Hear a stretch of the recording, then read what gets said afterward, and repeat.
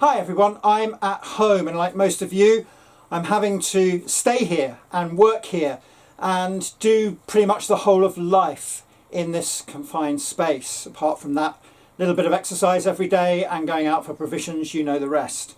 It can be frustrating being locked down like this, and particularly from a Christian perspective, it cuts us off from a key element of our fellowship, from being one with other Christians.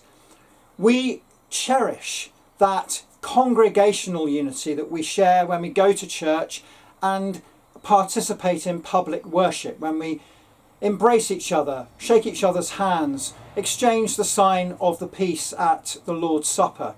All of those things have gone, except in our own domestic context, perhaps with our family and our loved ones. And yet our unity, our oneness in Christ is more than just physical or material.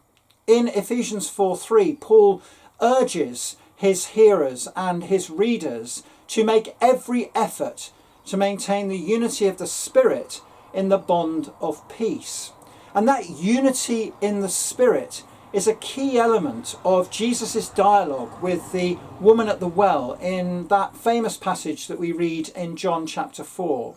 From around verse 23 of that chapter, he engages in a fascinating dialogue with her about where true worship should be located.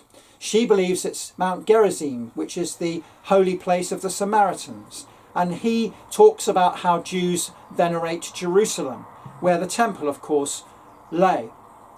And yet, ultimately, he teaches her a profound lesson, which is that true worshippers must worship in spirit and in truth. It's not about this place or that place, this material location or that material location, this physical way of being or that physical way of being church. It's about the authenticity of all believers coming to the Lord in spirit and in truth.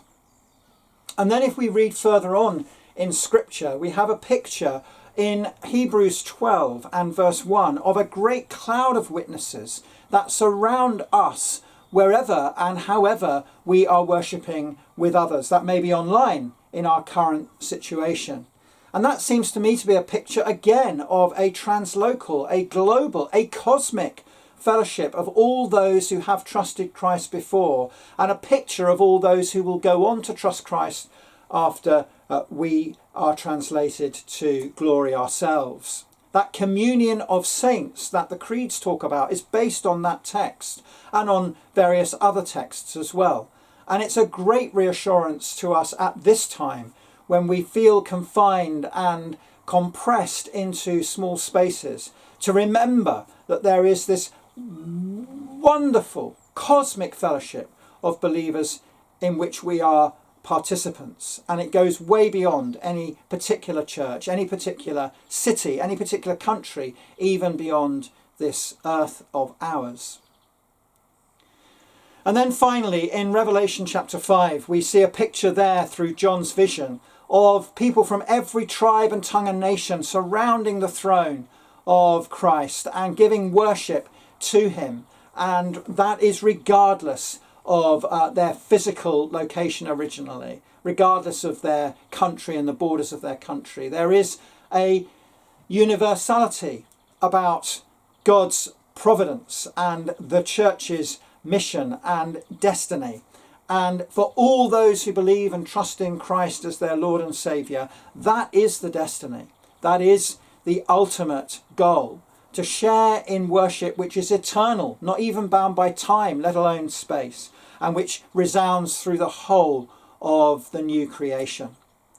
So with those hopes and those thoughts and those visions in your heart, I pray that this is an encouragement to you. Keep maintaining the unity of the Spirit in the bond of peace, and may God go with you.